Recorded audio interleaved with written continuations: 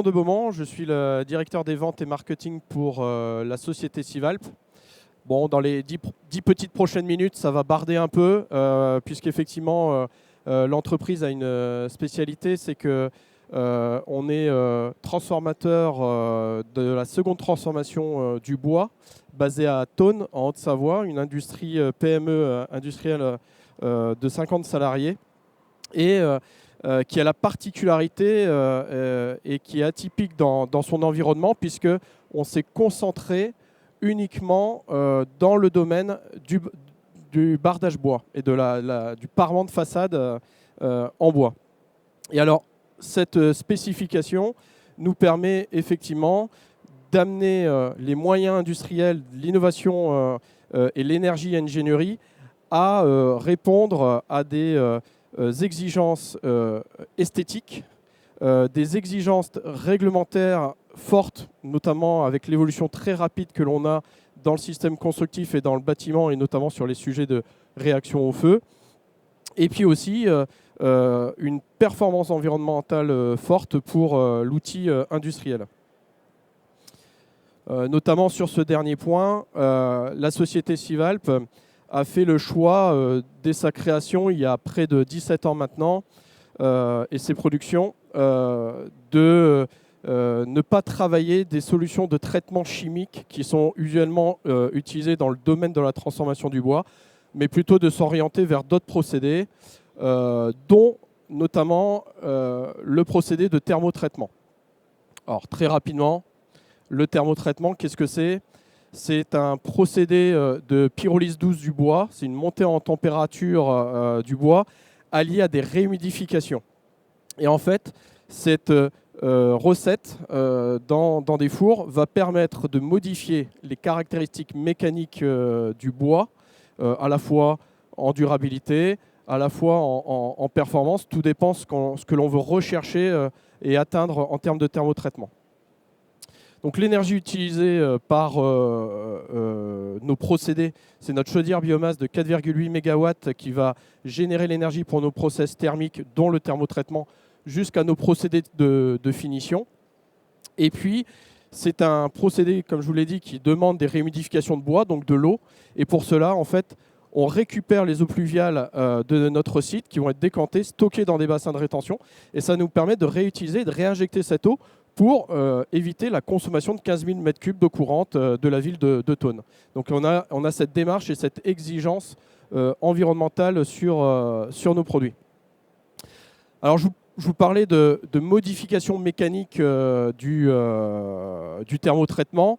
Ça se fait notamment sur le principe que les bois thermotraités, à la sortie de ce procédé, vous allez avoir un support qui va être extrêmement stable. Vous n'allez pas avoir de tuilage, de retrait ou d'exudation de résine. Et donc, c'est un support qui s'adapte très bien à toute zone climatique de notre métropole, et même au-delà, mais aussi à toute typologie d'architecture.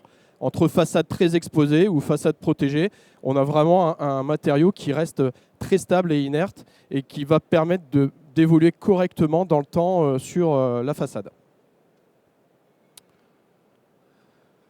Le constat est, malgré tout, c'est que qui dit bois thermotraité et modification mécanique du bois, dit complexification à l'intégrer dans des documents réglementaires et notamment dans le DTU, le document technique unifié, 41.2 qui fait référence au bardage bois.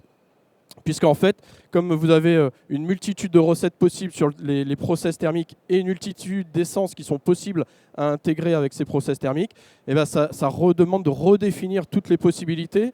Et là, le DTU n'est pas en capacité de pouvoir mener à bien et d'assurer que ces bois soient dans l'exigence du DTU 41.2.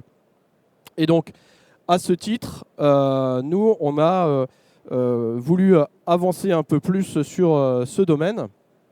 Alors, initialement, ça a vraiment commencé à partir de 2018, où on a déjà fait des PV de durabilité de nos bois. Alors pourquoi ? Pour justifier de la classe d'emploi de nos produits, parce que ce n'est pas parce qu'on a modifié thermiquement le bois qu'on a l'assurance d'avoir un bois qui devient naturellement durable. Il faut le justifier. Et ça, c'est dans notre exigence, on a été amené cette justification.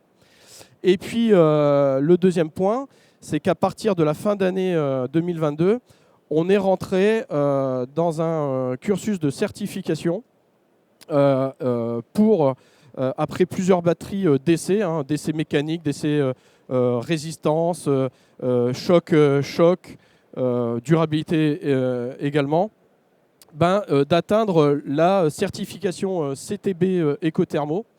Donc la certification CTB Ecothermo est une certification individuelle qui est fournie par le FCBA.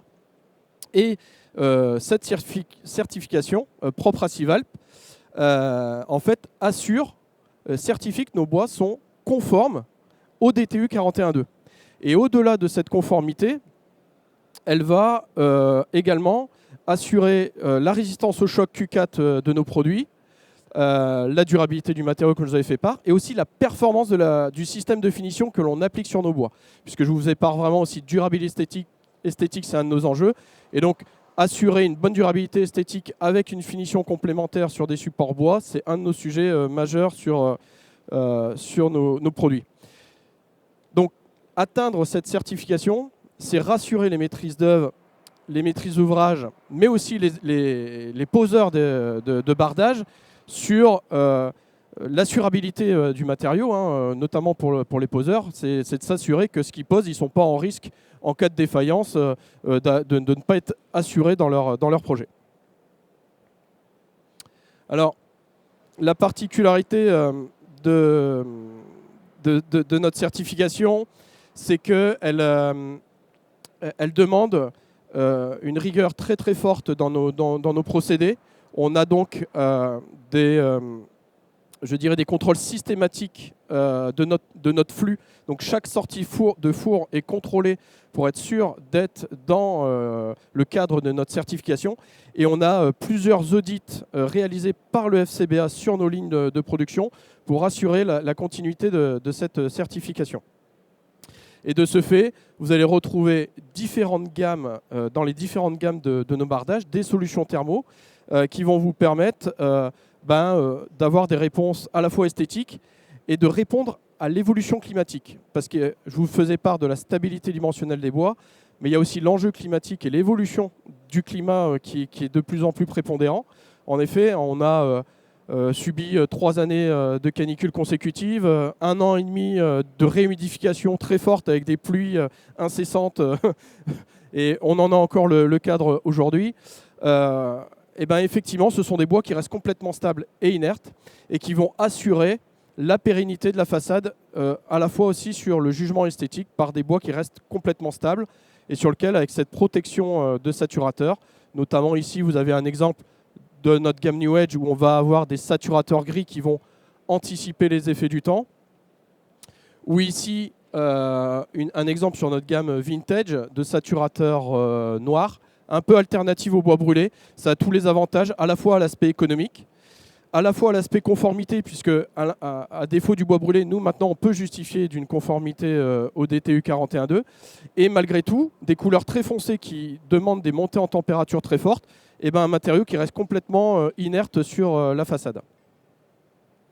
Voilà, d'autres exemples également. Là, on est dans un contexte de climat rigoureux de haute altitude où on peut faire vivre aussi des saturateurs ton-bois dans des architectures montagnardes qui vont permettre de conserver à la fois la stabilité du matériau comme étant un support, parce que c'est un support thermo, pardon, mais aussi à la fois une durabilité esthétique par une protection par saturateur. Vous avez ici un petit exemple de vieillissement d'un de nos produits de notre gamme Vintage. En l'occurrence, c'est un exemple, c'est un bâtiment qui est une maison individuelle, qui est bord de mer à Dieppe, à 300 mètres à vol d'oiseau de la mer, de la façade maritime. Et on est après 3 ans d'exposition, il n'y a pas de mouvement, il n'y a pas de tuilage, il y a une coloration qui reste totalement stable dans le temps. Voilà, j'en ai fini. Place à des questions s'il y en a.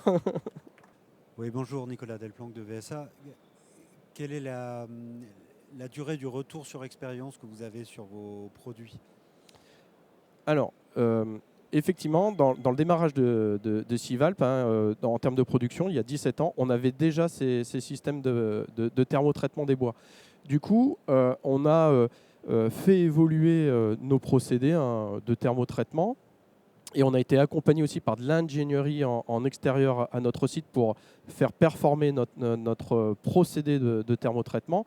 Mais grosso modo, oui, ça fait quasiment 15 ans, voire un peu plus de 15 ans, qu'on a un retour d'expérience sur nos procédés de thermotraitement et sur des façades. Les premiers bâtiments d'ailleurs que l'on a fait, ça a été au Portugal ou dans le sud-ouest de la France, aux alentours de Bordeaux, sur des bâtiments collectifs.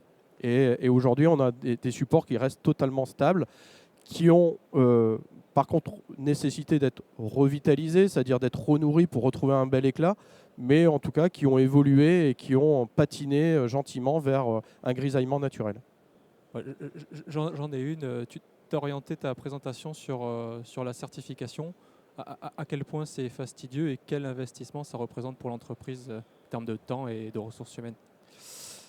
Alors, ça demande beaucoup d'engagement, de préparation au préalable. C'est plus de 2 ans. C'est plus de 2 ans de préparation. Il faut être accompagné et c'est pour ça qu'on s'est orienté vers le FCBA parce que très sincèrement, l'autre sujet c'était d'avoir un avis technique, mais un avis technique est extrêmement lourd, extrêmement coûteux. Pour des PME industrielles comme nous, c'est inabordable et dans le domaine du bois, c'est très peu abordable. Et donc on s'est orienté vers le FCBA qui est connu et reconnu dans le domaine du bois. Et ça a été 2 ans de développement. Ça a demandé effectivement à avoir l'ensemble de l'effectif sensibilisé par le procédé, puisque comme on met en place un audit permanent et en autocontrôle et un audit de la part de l'intervention du FCBA, ça demande à ce que chaque acteur de notre flux de transformation soit sensibilisé à s'assurer de la bonne traçabilité, notamment mécanique et de la reproductibilité de nos produits. Merci beaucoup Yvon.